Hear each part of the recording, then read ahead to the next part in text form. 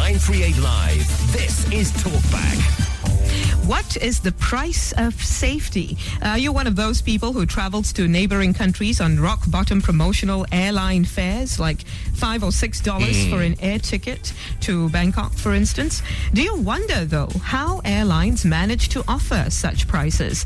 Are safety measures being compromised in the name of lower fares? Well, in the aftermath of the AirAsia crash, Indonesia's Transport Ministry is introducing a new regulation designed to ensure that budget carriers have enough money to spend on safety measures. The regulation sets the lowest possible fare for budget carriers operating in Indonesia at 40% of the highest fare.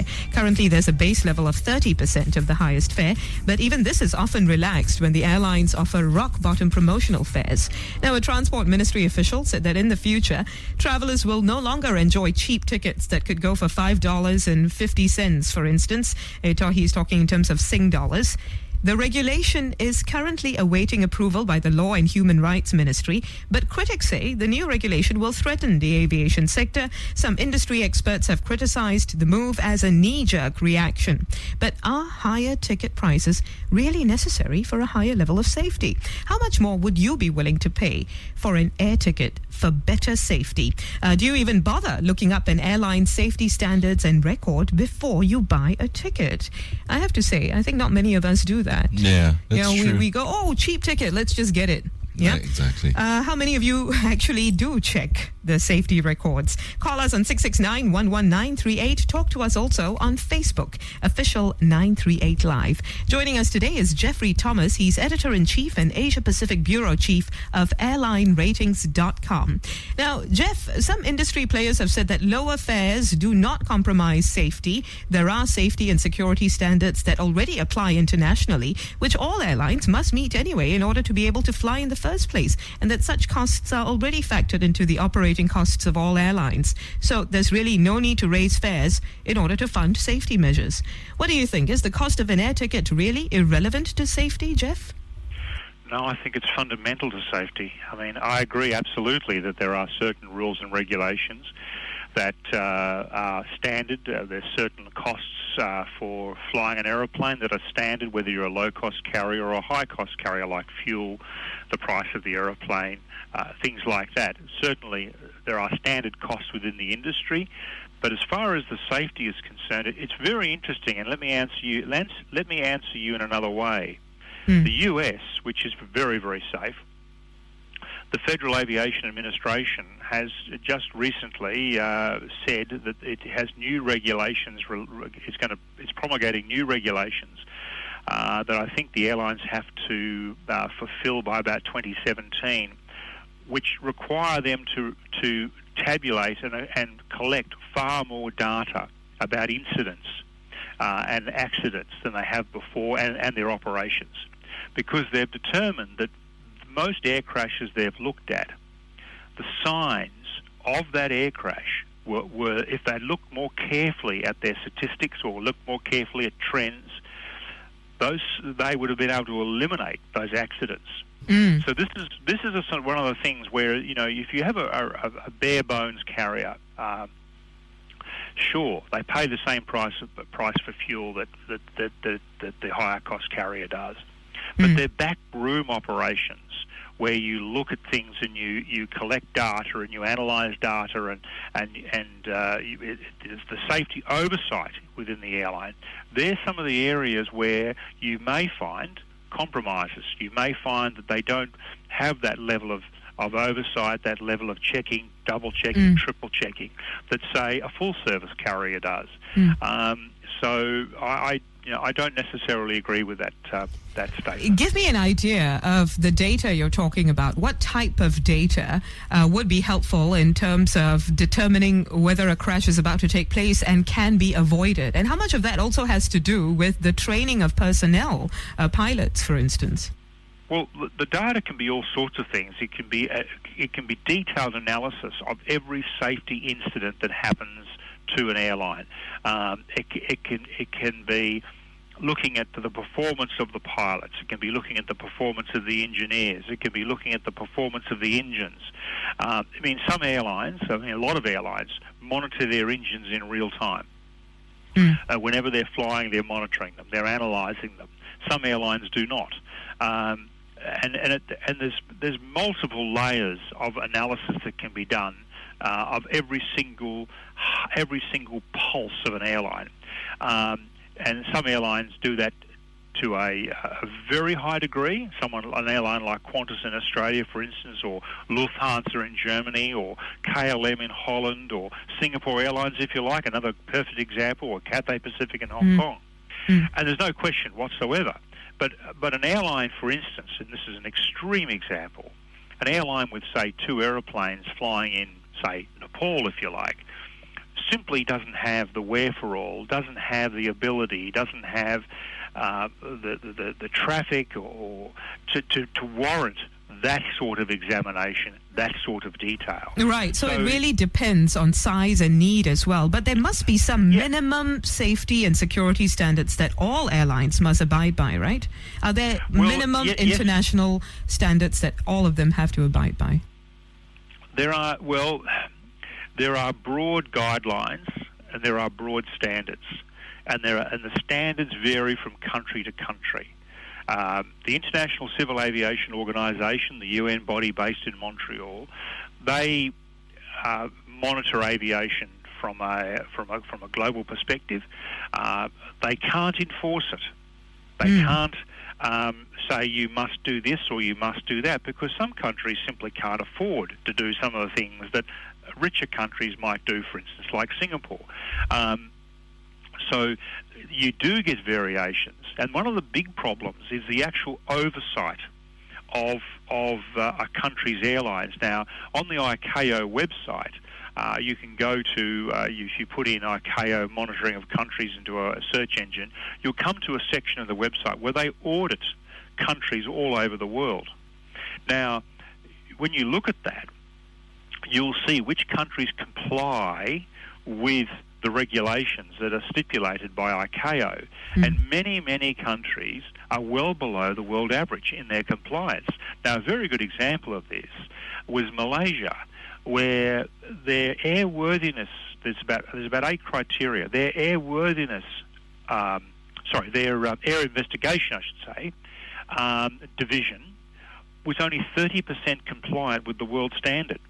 Now, when MH370 happened, as we all know, the crash investigator was absolutely battling to handle this terrible tragedy. Mind you, I think most countries would have been. But when you look at the fact that they were only 30% compliant with international standards, you're possibly not surprised that they couldn't handle it.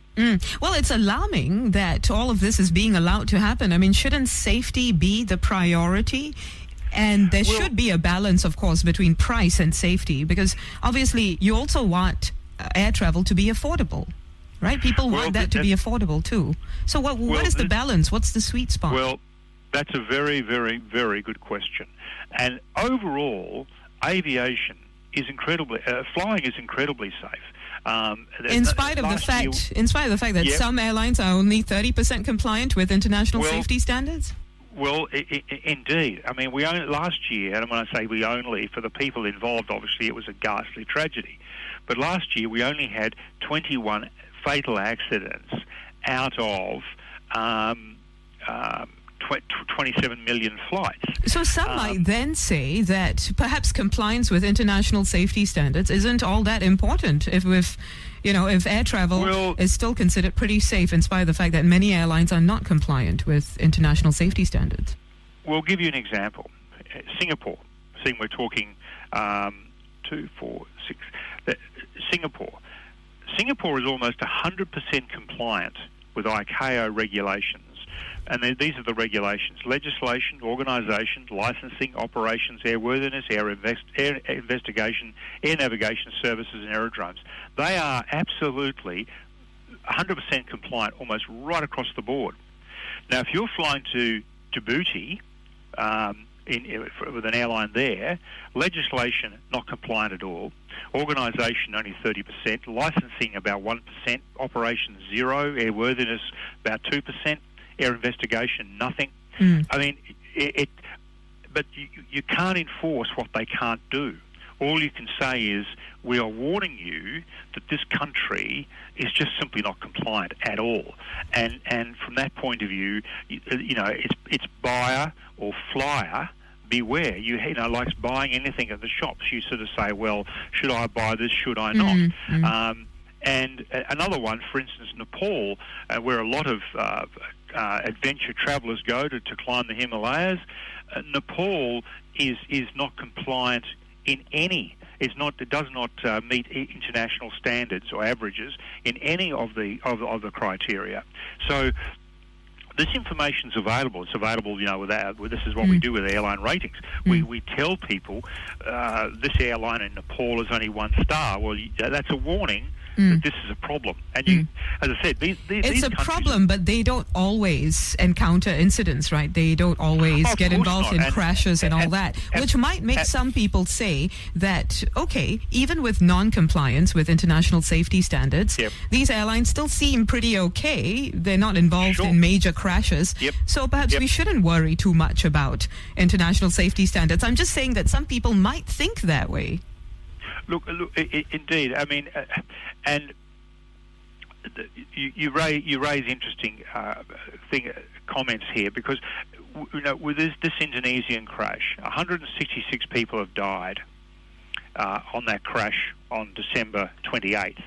Now we're 11 days into that crash. I think if my mathematics is correct, and let me just do something here while I'm talking to you. We're 11 days into that crash. In that 11 days, 1,320 people have died on Indonesian roads. That gives you a perspective. I mean, flying is way, way safer in Indonesia, for instance, than it is driving on the road. You've got far more chance of being killed on the way to the airport than you have flying within Indonesia. The thing with air crashes is they're incredibly high profile. We've had these terrible disasters with MH370 and 17, which have stayed in the news, and they will continue to stay in the news, particularly 370, until we find it. And then after we find it, it'll be in the news for months and months and months. It's really front and centre. And social media has turned every passenger into a reporter, every passenger into a video cameraman, and so every incident, every little thing that goes wrong is on social media. And definitely, it's amplified. Jeff, we do have to go for a news break. So would you just wrap up what you're saying quickly? What's the point you want to make so that we can? The point I want to make is flying is incredibly safe. But our fascination with it is incredibly high, and therefore, anything that happens, it's front and centre. Okay, thank you very much for that, Jeff. Jeff, we'll continue talking to you in just a while. Jeff Thomas is Editor-in-Chief and Asia-Pacific Bureau Chief of airlineratings.com. Are safety standards and an airline safety record important to you? Or do you feel as if, well, it's just a matter of luck? If bad things are going to happen, they're going to happen in spite of the fact that an airline has a good safety record. Call us on 669-11938. How much more would you pay for a ticket if it means a higher level of safety for you? Is this the end of low-price budget airline tickets? Now, in the aftermath of the AirAsia crash, Indonesia's Transport Ministry is introducing a new regulation designed to ensure that budget carriers have enough money to spend on safety measures. As such, their fares may go up. But higher ticket prices, are they necessary for a higher level of safety? Do you see it that way? How much more would you be willing to pay when it comes to greater air safety? Give us a call, 669-11938. Are you one of those who waits for promotional prices like $5.50 for a ticket before you fly? And if that means compromising safety, well, really, would you do that? Do you even bother looking up an airline safety standards and record before you buy a ticket? We'll take your calls in just a moment. Call us 669-11938. In the meantime, we're also talking today with Jeffrey Thomas. He's Editor-in-Chief and Asia-Pacific Bureau Chief of airlineratings.com. Now, Jeffrey, earlier we pointed out that I pointed out that even when airlines don't fully comply with international safety standards, many manage to fly without too many major incidents. But you obviously think more should be done in terms of raising standards anyway. What are the minimum safety and security standards that you think all airlines, including budget airlines, must abide by?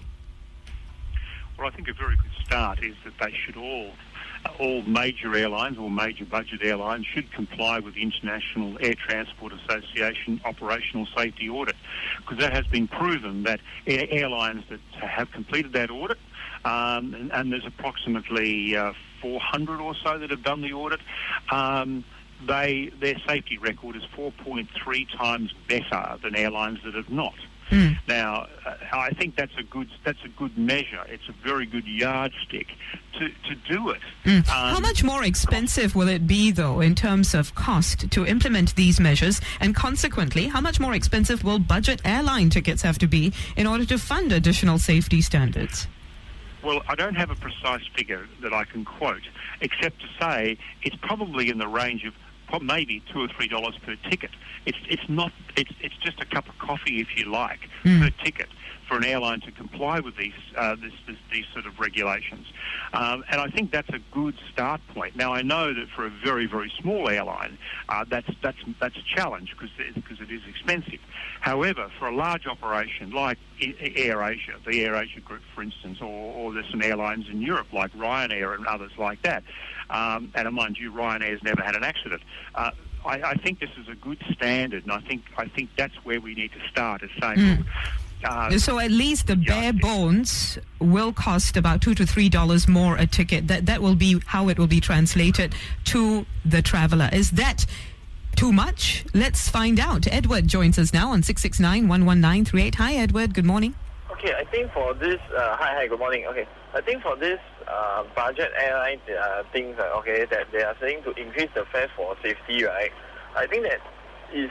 I mean, it's basically on the training of the pilots. It does not mean whether is it a national carrier or a budget carrier, because accidents do happen to any airline, just like accidents do happen on any car, be it a BMW, a Chery, or maybe a Maserati or whatever. I understand. But you did mention that you think it has to do with the training of the personnel, right? Yeah, but here's the thing. In order to have better training, the airline might have to invest more in training, and that cost might be passed on to the consumer. Would you be okay with that? A few dollars more for a ticket. Instead of rock bottom prices, you pay like maybe $60, $70 instead of $5 on those promotional fares.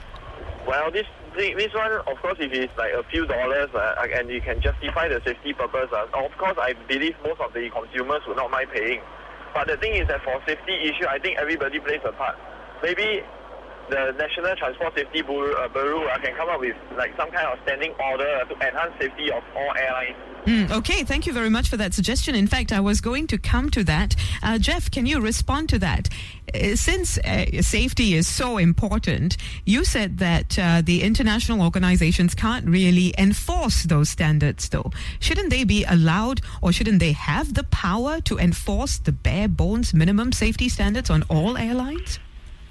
Well, they should, but the countries being what countries are, countries will do whatever they want. I mean, there's no way we can force something on Russia, for instance, or maybe even China. I'd like to see you try.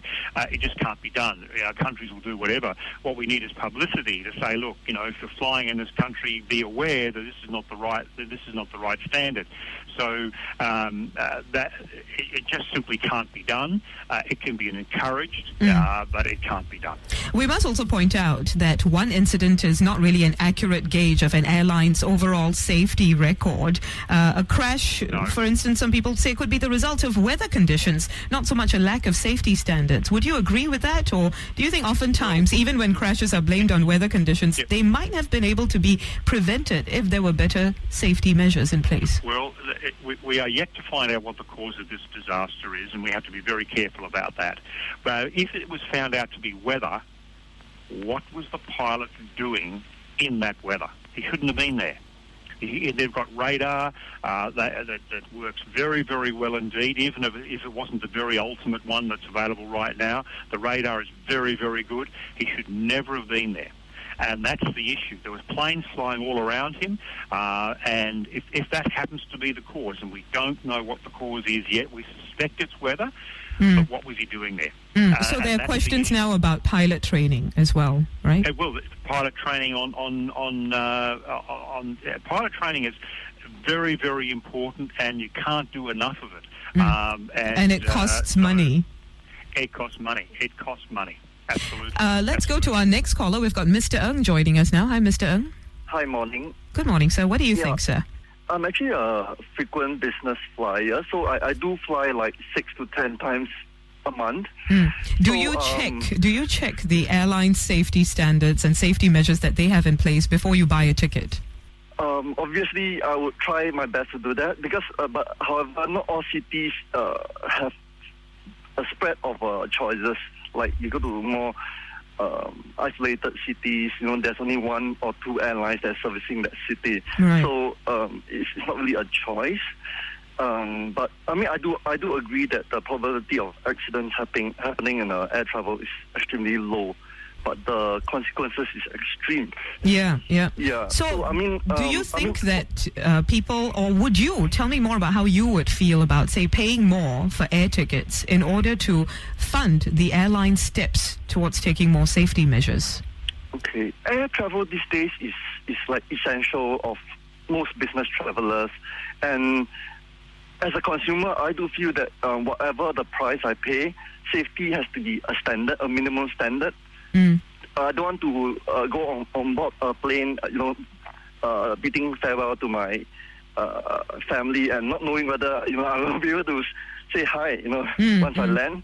So that's something that I do not want to compromise on. Whether is it $50, I don't mind paying like $100, $200 more, even for my personal pockets. Right. Safety. Thank you very much for that, Mr. Ng. Really appreciate it. Of course, I think the drive is also to keep air travel affordable for budget travelers and to have that option open, which is why our expert, Jeffrey Thomas from Airline Ratings, says that it doesn't have to be a lot more in terms of an increase in fares in order to be able to fund at least better safety standards, if not, the whole 7-star rating type of safety standard.